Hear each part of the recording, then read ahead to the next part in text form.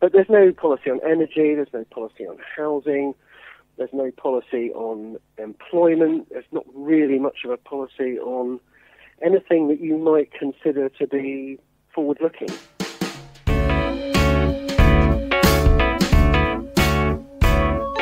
Welcome to the Bailiwick Express podcast. My name is Matthew Leach.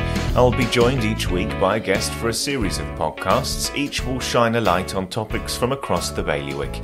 The format will change week to week. We'll have debates, reviews, hot seat interviews and special guests. So stick with us as we offer some insight on some of the most important issues we in the bailiwick face.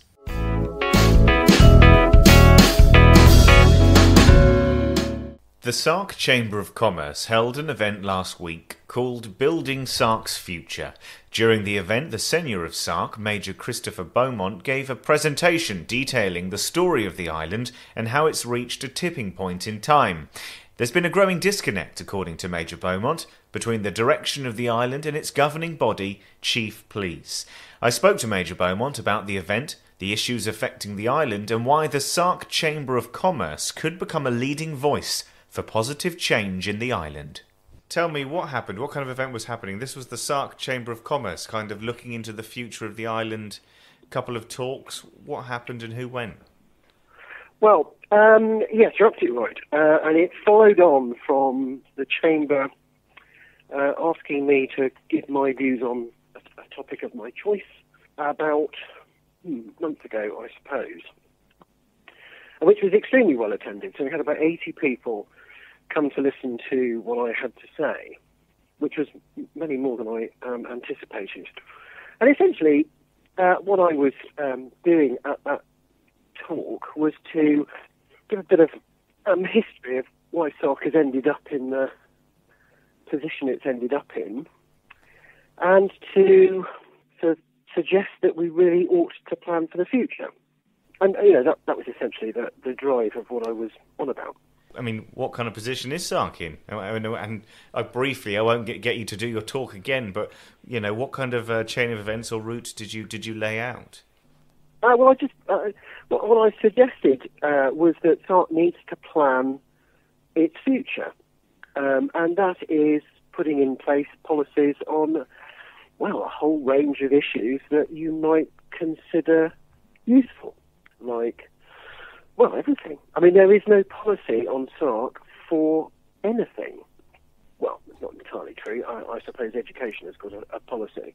But there's no policy on energy, there's no policy on housing, there's no policy on employment, there's not really much of a policy on anything that you might consider to be forward-looking. Why is that? I'm not entirely sure. I think it's clearly it's the government's responsibility to get on with doing this, and it has stopped doing it. Whether that's because it's just firefighting, or whether it, I don't know. You'll have to ask them why they don't do it. I mean, did you get a good? So you laid this out in your, you want to build a kind of framework for what Sark's trying to achieve, I suppose. I mean, was it well received? What kind of responses were you getting? No, it was very well received. It was full of people who, frankly, are not in the government. So the government of the day chose not to bother. They didn't turn up. Oh, that sounds like a shame. Was that unexpected, or did you expect them not to come? I wasn't surprised. It would have been. I think it would have been nice for them to turn up. They tend not to turn up if anyone is likely to offer some form of criticism. So who was in attendance last night? Last night, slightly fewer. Again, not really government representation there at all. But it was now more being led by the Chamber of Commerce itself, saying, okay, let's talk about the things that interest us. What do we think about what the future should hold? What are the topics that you, the room, think we should think about? And it was just a general discussion on things that people thought were interesting. And so, I mean, if this is a discussion about the future of Sark, without involvement from government or people there from government. I mean, what actually could be done? Well, yeah, you're absolutely right. It does. It presents a problem if government don't engage in the process. But it may come as a bit of a surprise. It certainly did to me when I found out. But there is absolutely no linkage between government and the economy. So whereas in Guernsey and Jersey you have business taxes and income taxes, we don't. So there are no economic levers that government can tweak. So it doesn't matter if Sark's economy booms or busts, it really doesn't make any difference to the coffers of the island. And that's odd. So how could that... So that's very interesting. So from this Chamber of Commerce's side, I mean, how do you utilise that particular uniqueness to the island? Well, it gives the Chamber of Commerce a sort of unique position to be much more useful to the business community. So, where you would expect a government department to be interested in business, there isn't one. There's a complete void. So the Chamber of Commerce can gather support for particular ideas and really put on a good lobby. So this sounds like there's quite a divorce from the, I guess, the business community in Sark, the people who could change and guide the course of what happens next in the island, and the government themselves. I mean, has this been the case for a while? The disconnect. Well, I think the disconnect has been there for quite some time because of the way we go about taxing people. So, what do you pay the government for, and what does the government do for you? If the government is not interested in a successful business per se, and it clearly will be, but it doesn't make any difference to what it can do as a government. So a successful Sark that is paying its government through being successful could expect. I mean, you would expect the community then to benefit from the government being able to do stuff that governments do. So if Sark's, so we're talking about chief pleas, if Sark's chief pleas are not setting policy or getting involved in the economic discussions around how to push forward the island, what are they doing? Well, they're... What a terrific question. They're I think they're busy firefighting, actually, if you want my honest opinion. They don't seem to have the bandwidth to do the planning that I think is necessary. And there's a couple of issues obviously facing Sark at the moment. I mean, what are they firefighting? Of course, the Sark electricity debacle seems to be ongoing. Yeah. What is the latest with that? Do we know? I'm not aware of where they've got to. The last brief we had was that the Sark Electricity Company and a mediator were talking about talks. I guess to value the company. Because the intention is still for Chief Pleas, the Sark government, to buy it.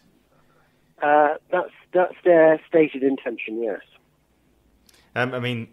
Beyond that, because of course we can't go much further with that one as it is. I mean, it does feel in Sark at the moment. Does it feel like a particular turning point for the island? I know we had the death of one of the Barclay brothers. We have the Sark electricity potentially being nationalised. We have, there's the ongoing situation with the ferry service. Does it feel like there seems to be a turning point in the island? It seems like a very unusual moment in time for Sark. Yeah, it's odd. The vibe in the room when I was giving my talk, and indeed last night as well, was extremely positive. There were lots of people with some very interesting ideas, and people were discussing it very positively. So there is an active population, a great shame that the government didn't witness that. And so, what kind of ideas? I mean, what happens next? I mean, what ideas were there, and how would they be implemented, come to fruition, that kind of thing?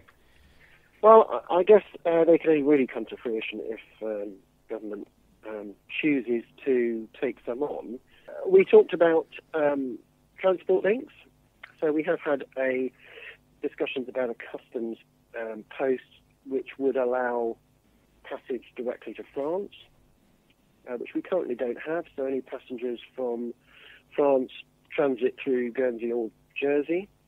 Now, Alderney do this, so it's quite possible for us to do it if there's a will. Which it sounds like there's somewhat a bit of. Well, I mean, there were a number of people who thought it was a good idea. So it's open for discussion. I think it should be stuck on the list of things to look at a bit more seriously. We talked about company registers. We don't have a company register on Sark. Guernsey have theirs. I guess in Jersey you have a company register as well. It seems slightly ridiculous that Sark companies are registering in Guernsey and we're not benefiting from that registration fee. Guernsey benefits from that registration fee. Why doesn't Sark? So a company register was discussed, and I think that's a good thing to do as well. We talked about whether Sark PLC, Sark businesses should have an island-wide online presence for selling stuff. So rather like a Sark Amazon, if you like. So that's something actually the Chamber could organise on its own and just get on with it. And that wouldn't require any involvement from anybody else. It's just a like-minded group of people getting together and collaborating to produce a product that is of benefit to essentially craft people. They're all one-man band type organisations, but we do have a lot of very competent craftsmen and women. So that's perfectly possible to do without anybody else getting in the way. We talked about housing. Now, I know in both Guernsey and Jersey, you've got your fair degree of housing problems. We face exactly the same issue. So this is particularly affordable housing for what is predominantly a low-wage and low-skill workforce. So it's very easy to see that those workers could be priced out of the market extremely quickly if we don't think about how to create affordable housing. So, and your discussions on how you could potentially go forward in amending that or finding answers to it? Historically, we don't have any land in public ownership, or very, very little. So everything is privately owned on Sark. And actually that requires then a group of like-minded people to get together and create something like a housing association where there is a much longer-term view of creating housing that doesn't cost the earth to live in, but is perfectly acceptable to live in. It's not poor standard, it's of high quality, but low cost. So it sounds like there's a will and a positivity then to the people in Sark. Absolutely. It was a very there was a very positive atmosphere, and there was no. It was an absolute pleasure to be there, actually. That's really good. I wanted just to touch on a couple of topics from the island that I thought were particularly Sark relevant, and whether or not they fit into the conversations last night. I mean, how's the Sark dairy coming along, and how is that giving a good boost to the island? It's coming along very well. I know they've just had some new calves, so the herd is building.